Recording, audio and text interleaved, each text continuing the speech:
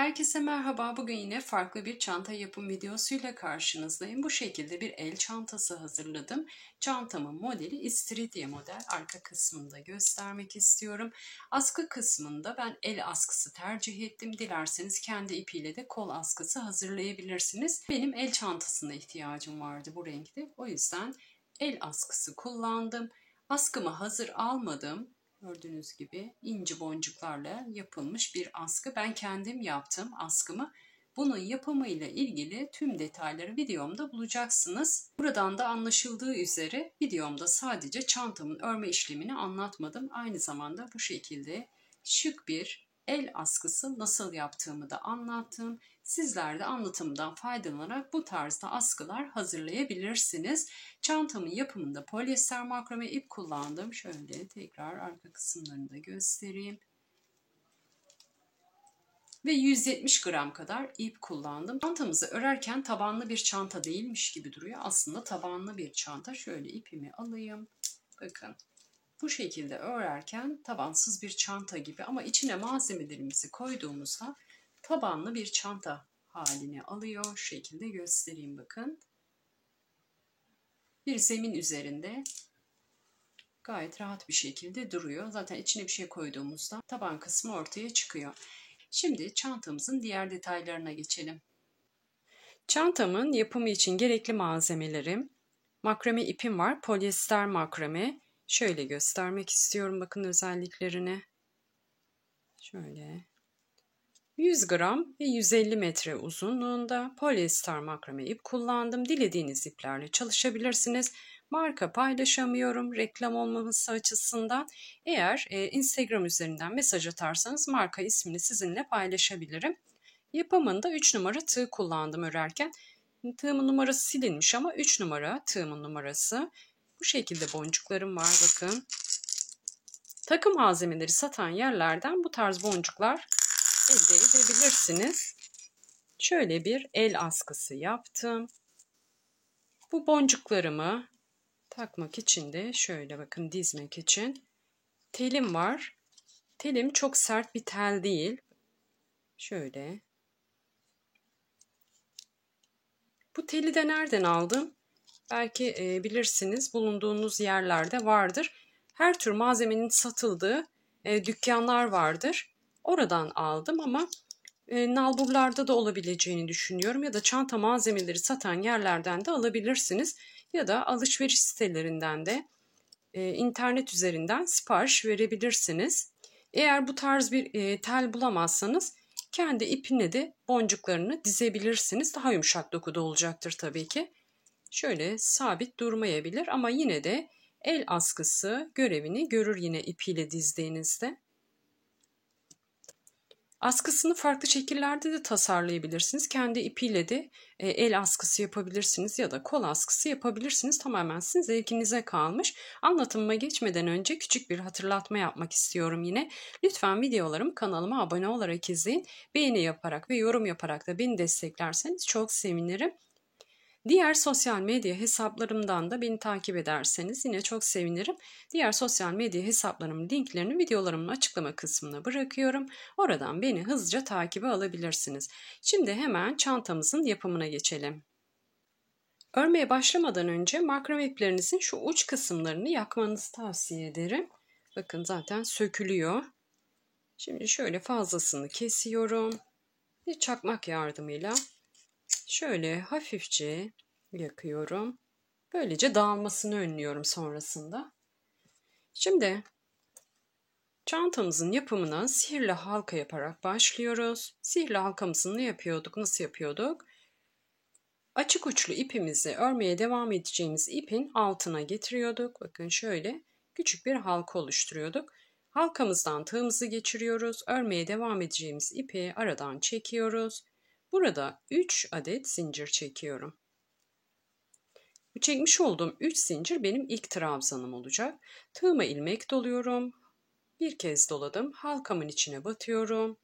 Örmeye devam edeceğim ipi aradan çekerek tığımda 3 ilmek olmasını sağlıyorum. 2 ilmeği bir seferde, 2 ilmeği de bir seferde boşaltarak ikili trabzan yapıyorum. Bir kez daha gösteriyorum. Tığıma ilmek doladım. Halkamın içine battım. Tığımda 3 ilmeğim oldu. 2 ilmeği boşalttım ilk önce. Sonra da 2 ilmeği, böylece ikili trabzan yapmış oldum. Toplam çekmiş olduğum 3 zincirle birlikte 20 adet ikili trabzanım olacak. Şimdi örmeye devam ediyorum. Şimdi trabzanlarımı tamamlayıp hemen ikinci sıramı göstereceğim. 20 adet ikili trabzanımı yaptım. Tabii çekmiş olduğum 3 zincir de buna dahil. Şimdi şu halkamızı, bakın şu ortadaki boşluğu küçültebildiğimiz kadar küçültüyoruz. Çok fazla küçülmez çünkü 20 adet ikili trabzan yaptık boşluğumuzun içine. Şimdi çekmiş olduğumuz 3 zincir vardı. 3. zincire batıyorum. Direkt battım bakın. Şöyle tekrar göstereyim. 3. zincire battım.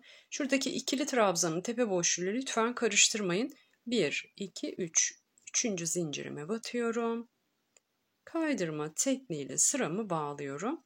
Şu ipi de araya alıyorum. 1, 2, 3. 3 zincir çekerek bir tane ikili trabzan yapıyorum. Tığıma 2 defa ilmek doluyorum. İkinci trabzanın yanından, birinci ve ikinci trabzanın arasından bakın tığımı geçiriyorum. Şöyle ikinci trabzanın altından yatay bir şekilde tığımı geçirdim. İlmeğimi aradan çekiyorum. İpimi tığımla aradan çektim. Tığımda 4 tane ilmeğim oldu. Üçlü trabzan yapacağız. 2 ilmeğimi bir seferde, 2 ilmeğimi bir seferde, 2 ilmeğimi de bir seferde boşaltarak bir tane üçlü trabzan yapıyorum. Şimdi bir sonraki trabzanın tepe boşluğuna geçiyorum. Bir tane ikili trabzan. Bir zincir çekiyorum.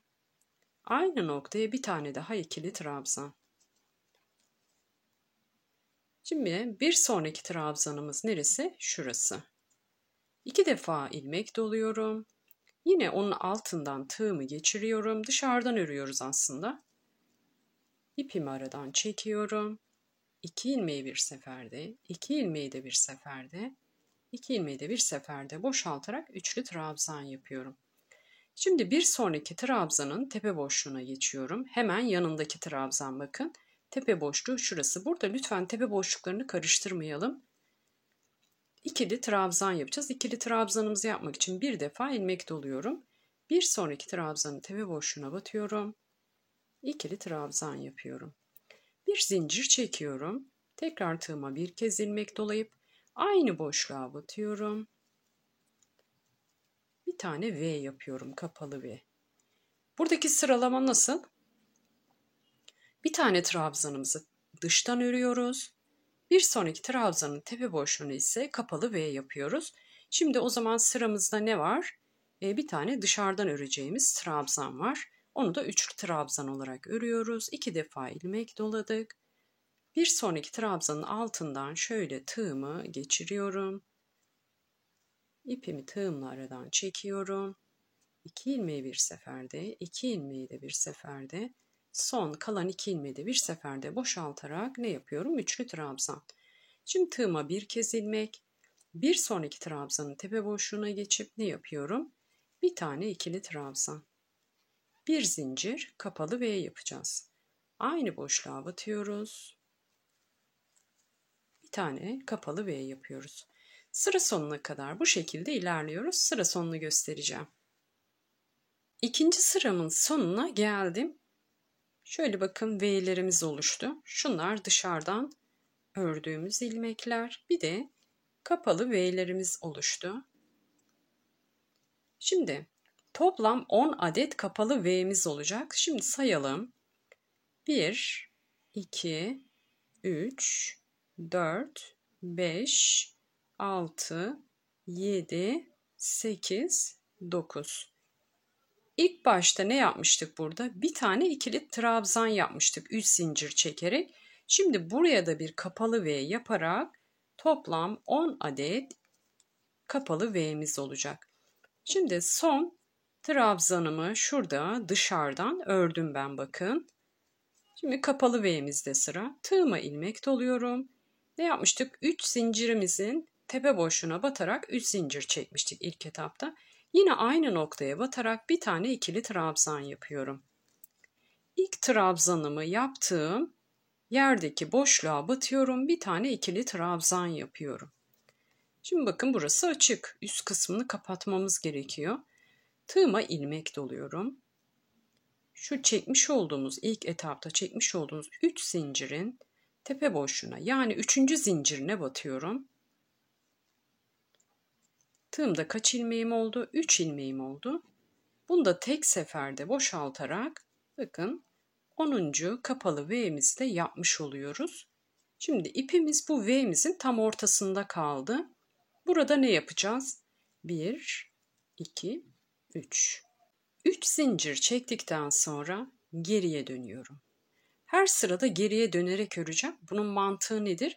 İlmeklerim yan tarafa kaysın istemiyorum. O yüzden sıramı tamamlayıp geriye döneceğim. Sıramı tamamlayıp geriye döneceğim. Hep bu şekilde öreceğiz. Bir ters bir yön örmüş olacağız aslında. Az önce yön ördük. Şimdi ters öreceğiz.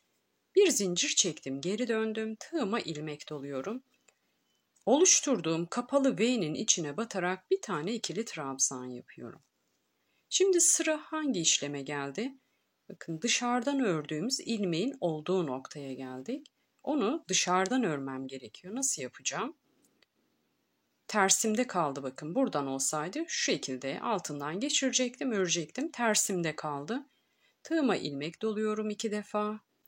Şöyle çevireyim, daha net anlaşılacak. Bakın. Dışarıdan ördüğüm ilmeğin altından şu şekilde tığımı geçiriyorum. İpimi aradan bakın altından çekiyorum. Tığımda 4 tane ilmeğim oldu. 2 boşaltarak üçlü trabzan yapıyorum. Şimdi birazdan daha net anlaşılacak. Şimdi tığıma ilmek doluyorum. Kapalı V'min olduğu yere geldim. İlk önce 2 tane ikili trabzan. Şimdi araya bir zincir. Aynı boşluğun içine 2 adet daha ikili trabzan.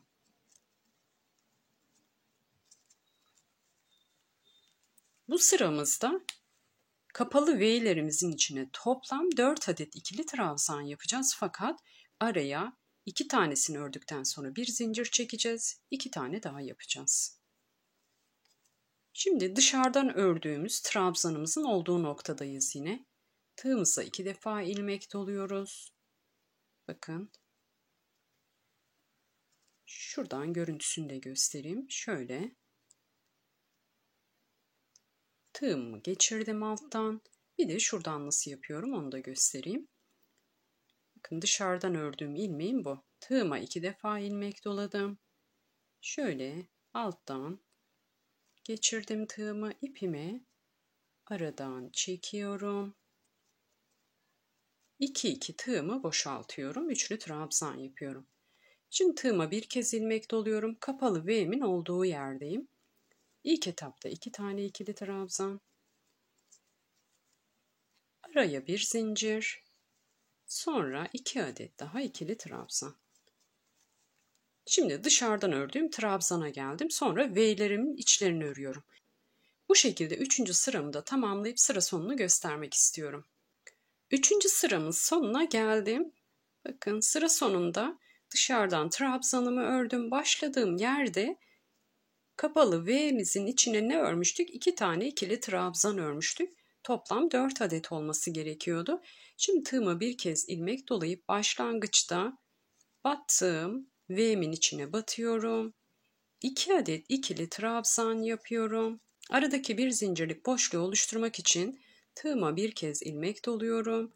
Başlangıçta yapmış olduğum 3 zincirin 3. zincirine batıyorum. Şöyle tığımla 3 ilmeği tek seferde boşaltıyorum. Yatay bir yalancı sık iğne yapıyoruz aslında. Burada bir zincirlik boşluk oluşturuyoruz. Şimdi ne demiştik? Her sırada geri döneceğiz ki örgümüz kaymasın. Kurmuş olduğumuz model hep aynı hizada kalsın. O yüzden 3 zincir çekiyorum. Geriye dönüyorum. Şimdi alt sırada ne yapmıştık? V'mizin içine 2 adet, bir alt sırada 1 adet yapmıştık. Şimdi başlangıçta 3 adet ama her V'nin içinde toplam 6 adet olacak. Aralarda yine bir zincir. Başlangıçta 2 adet yapmıştık bir alt sırada. Şimdi 3 adet. Bir tanesini 3 zincirle oluşturduk.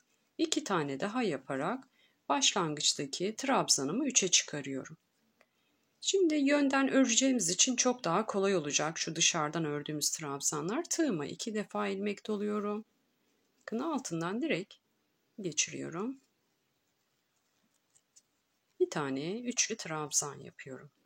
Şimdi bir sonraki kapalı V'min olduğu noktaya geldim. İlk önce 3 adet ikili trabzan boşluğumuzun içine. Sonra bir zincir, aynı boşluğun içine 3 adet daha. Her sırada arttırma yapıyoruz dikkat ederseniz. Burada 6, sonra ne olacak? 8, yani 4 adet öreceğiz. Bir zincir, 4 adet 8. Her sırada 2 adet trabzan arttırmış oluyoruz bu V'lerimizin içinde. Tığımıza 2 defa ilmek doluyoruz. Yine dışarıdan ördüğümüz trabzanın altından tığımızı geçirerek üçlü trabzan. V'mizin içine ilk etapta 3 tane ikili trabzan. Sonra bir zincir. 3 adet daha aynı boşluğa ikili trabzan.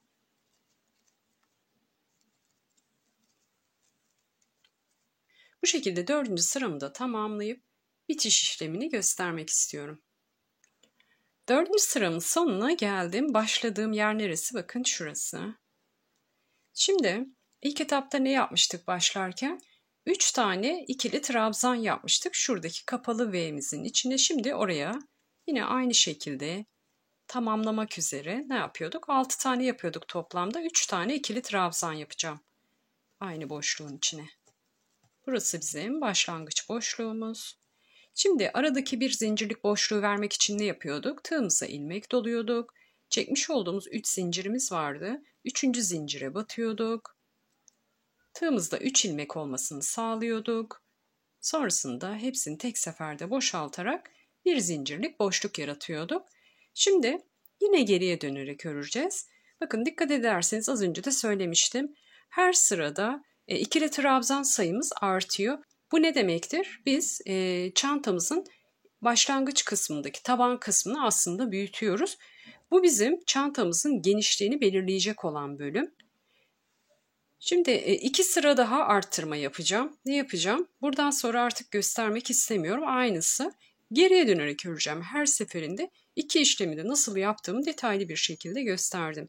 Şimdi 5. sıramda buraya 4 tane trabzan yapacağım. Bu şekilde geriye dönerek öreceğim. Sonrasında ise sıra sonuna geldiğimde buradaki başlangıç noktama 4 trabzan daha yaparak her kapalı V'nin içine toplam 8 adet yapmış olacağım. Yani yine arttırma yapmış olacağım ama aralara lütfen bir zincir çekmeyi unutmayın. 4 trabzan, bir zincir, 4 trabzan.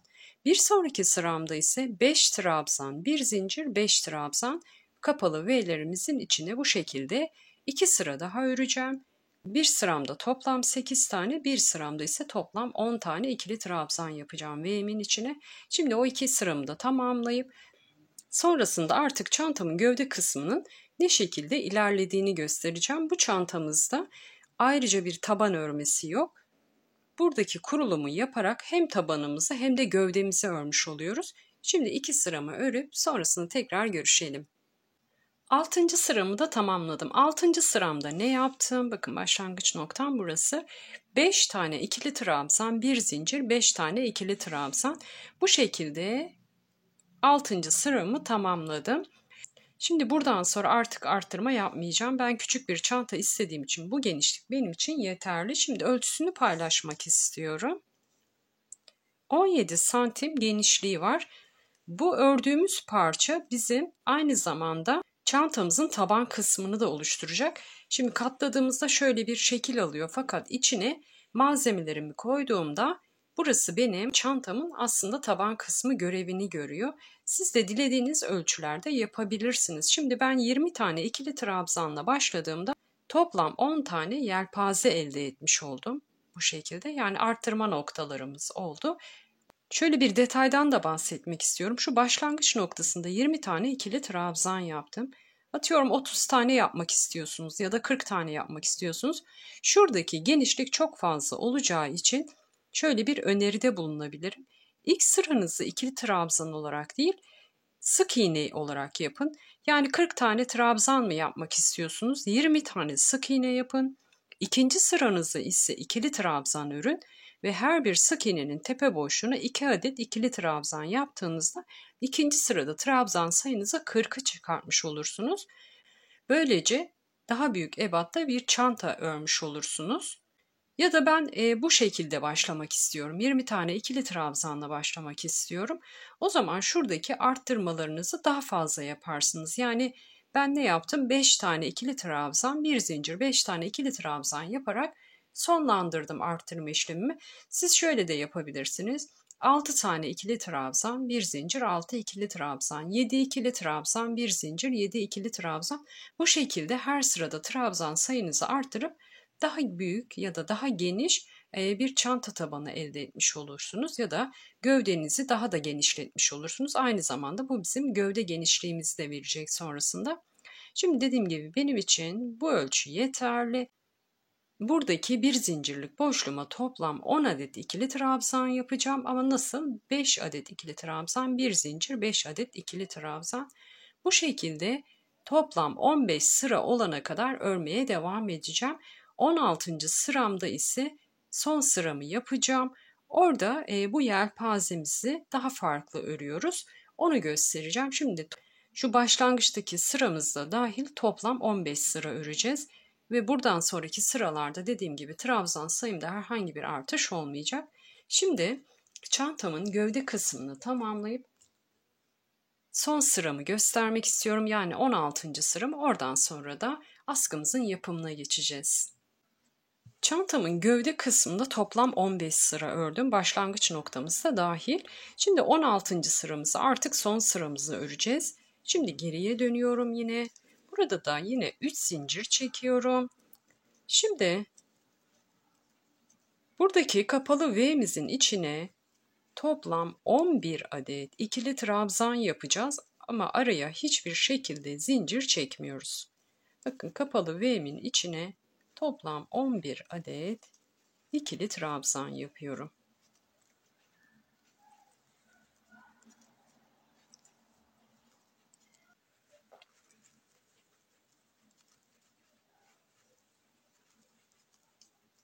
...11 adet ikili trabzanımı yaptım. Tığıma 2 defa ilmek doluyorum. Yine dışarıdan ördüğümüz ilmeği aynı şekilde örüyoruz. Burada çantanızın derinliğini, yüksekliğini belirleyecek olan sizlersiniz. Benim için bu kadar yeterli olduğu için ben 16. sıramda artık çantamı bitirmek istiyorum. Şimdi diğer kapalı V'min içine geçiyorum. Buraya da toplam 11 adet ikili trabzan yapıyorum.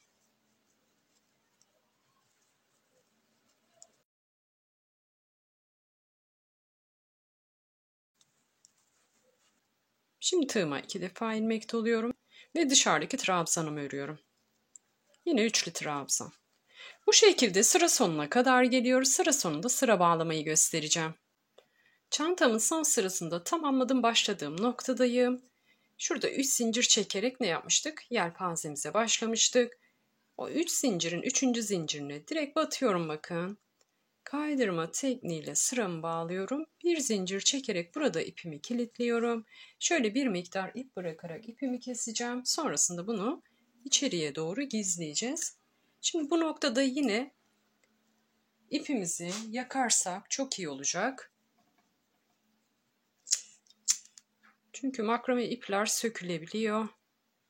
Şöyle hafifçe yakalım. Elimizde yakmayalım tabii, dikkat edelim.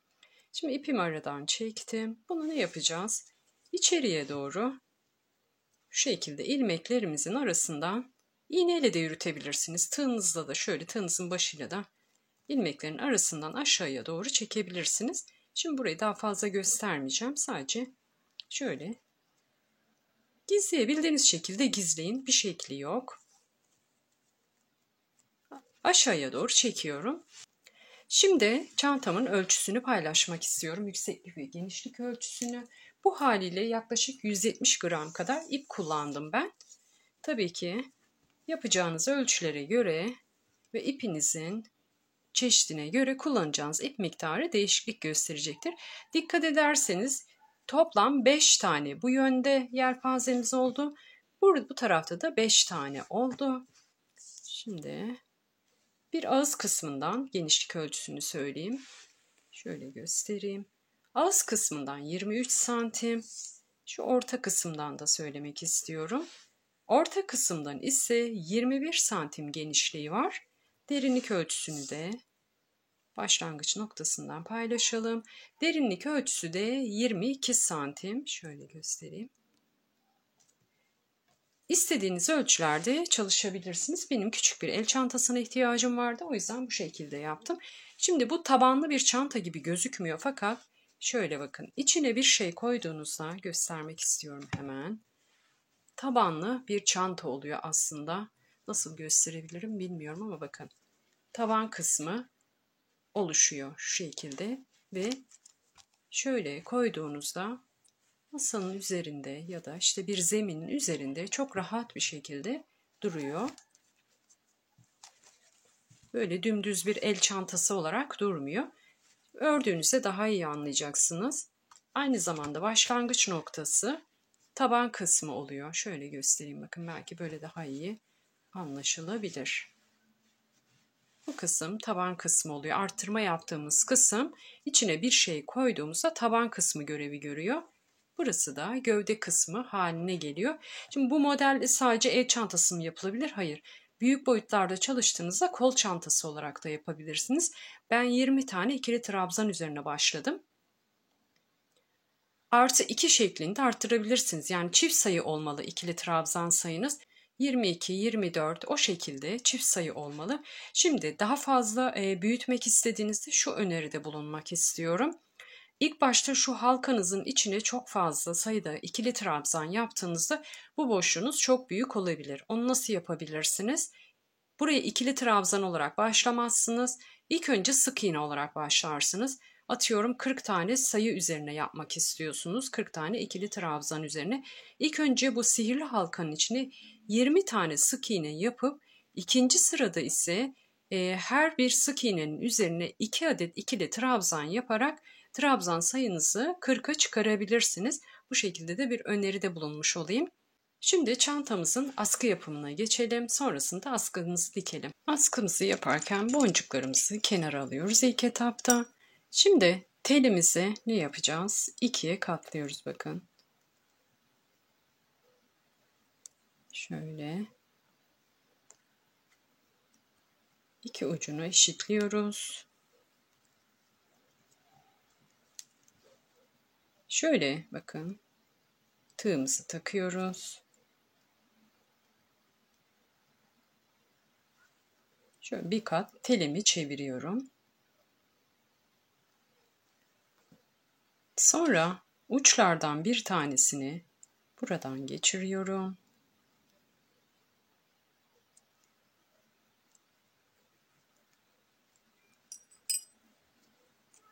Sonra şuradaki halkamdan geçiriyorum.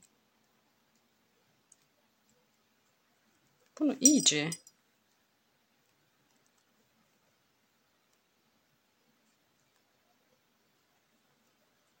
küçültüp şöyle düğümlüyorum.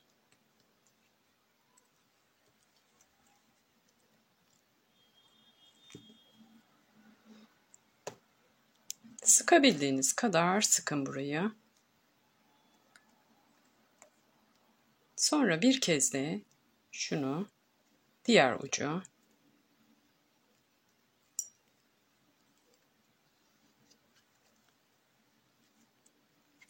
bu şekilde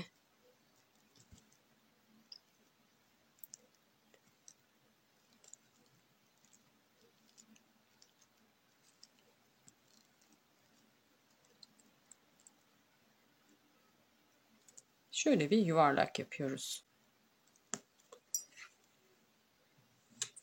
Telimizin halkasını yaptık. Bakın Çok yuvarlak olması önemli değil. Eğri de olabilir çünkü burası dikişe girecek. Şimdi benim boncuklarım 3 boy, büyük, orta ve küçük boy olarak var. Şimdi bunları ikiye böleceğim. Yani büyük boncukları ikiye böleceğim, orta boyları ikiye böleceğim. Çünkü askımın yarısını bir tarafa, yarısını bir tarafa kullanacağım. Şimdi bu en büyük boyum. Bunu bir tane şöyle ayırıyorum. Bakın ikiye bölüyorum.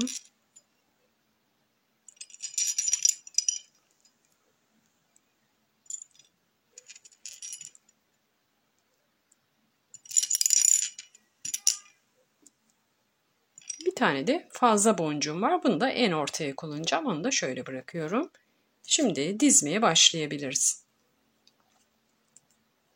İlk önce küçük boncuktan alıyorum. Telimin iki ucundan da geçirdim. Bakın. Sonra orta boy.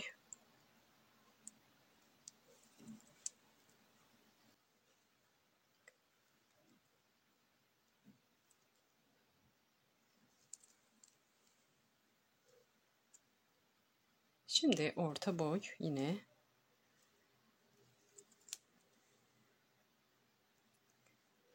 Şimdi bir tane daha küçük. Bu boncuk dizimini istediğiniz gibi yapabilirsiniz. Tek boy boncuk da kullanabilirsiniz. Sadece nasıl yaptığımı gözükmesi açısından ben gösteriyorum. İstediğiniz uzunlukta da yapabilirsiniz. Büyük boy. Küçük boy. Şimdi bir tane orta boy fazladan boncuğumuz vardı. Onu da en ortaya. Artık yarısını yapmış oldu. Şimdi diğer yarısı. Ne yapacağız? Küçük boy.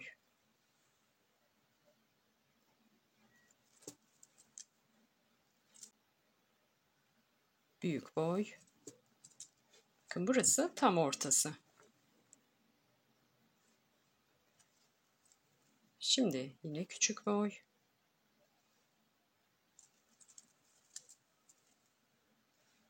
Orta boy. Artık sırayla.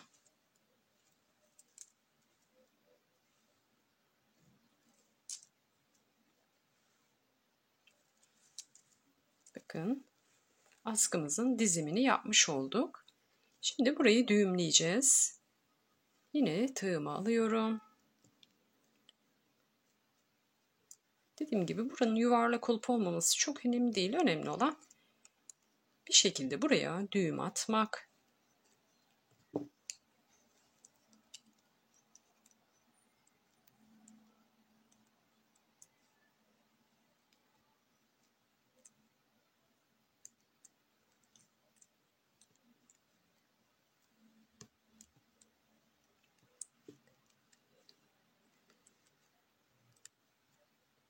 Diktiğimizde içeride kalacağı için çok önemsemiyorum açıkçası.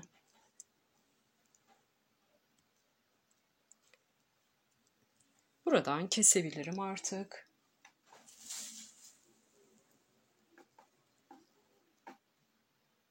Bakın telim o kadar yumuşak ki küçük bir makasla bile çok rahat bir şekilde kesiliyor.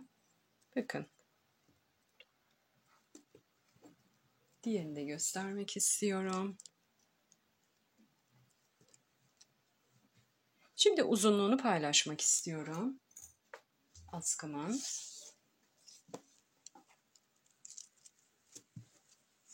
Şuradan başlayacağım. Boncuk başlangıcından boncuk bitimine kadar. Şöyle. Yaklaşık 17 santim. Siz dilediğiniz ölçülerde yapabilirsiniz. Çantamın üzerinde de şöyle göstermem gerekirse. Bakın. Şöyle içeriden dikeceğiz.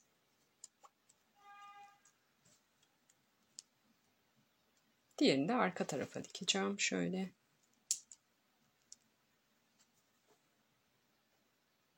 Bu şekilde çantama şıklık katacağını düşünüyorum. Şimdi askımızı dikme aşamasına geçelim. Askı dikişimi çantamın ipiyle yapacağım. Şimdi diyelim ki şöyle kalın delikli bir iğneniz yok. İpinizi iğnenizden geçiremiyorsunuz. Makrame ipler için şöyle bir çözüm önerisinde bulunacağım. Şurada bakın ipinizin açık ucundan şöyle ipinizi çekin.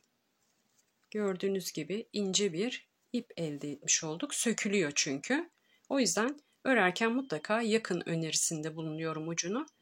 Şöyle, böyle olunca çok daha rahat iğnelerinizden geçirebilirsiniz. İnce bir ip elde etmiş oluyoruz. Şöyle göstereyim. İkisini karşılaştırırsak. Bakın çok daha ince bir ip elde etmiş oluyoruz. Şimdi benim şöyle kalın delikli bir iğnem olduğu için yine kendi ipiyle dikeceğim. Şimdi 5 tane neyimiz vardı? Yelpazemiz vardı.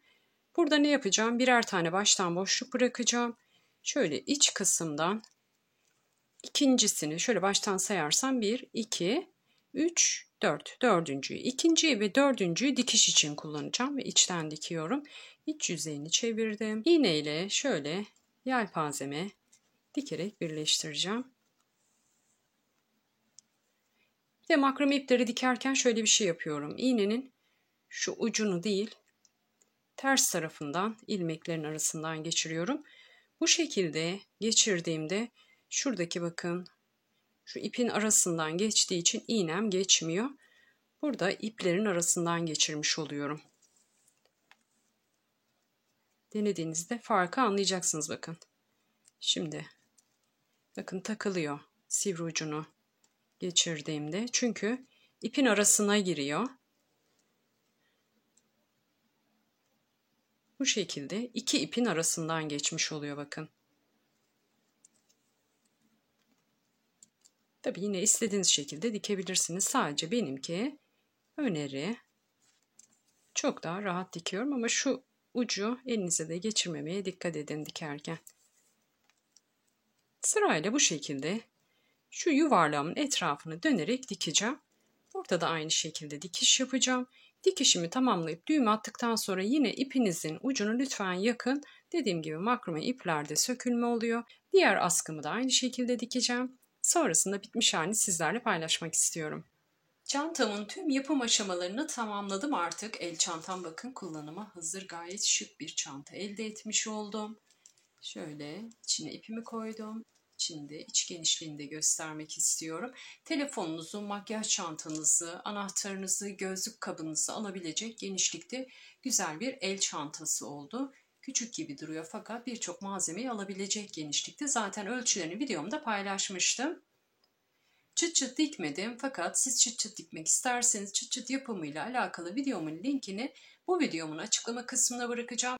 Ayrıca bu videomun üzerine de çıt çıt yapım videomun linkini bırakıyorum. Oradan hızlıca videoyu izleyebilir ve çıt çıtınızı yapabilirsiniz. Paylaştığım videolardan haberdar olmak istiyorsanız kanalıma abone olmayı unutmayın lütfen. Ayrıca kanalımdaki bildirim zilini de açtığınızda yeni yayınlamış olduğum videolardan haberdar olmuş olursunuz. Beğeni bırakmayı ve yorum yapmayı da unutmazsanız çok sevinirim. Yapacak olanlara şimdiden kolaylıklar diliyorum. Bir sonraki videomda görüşmek üzere, hoşça kalın.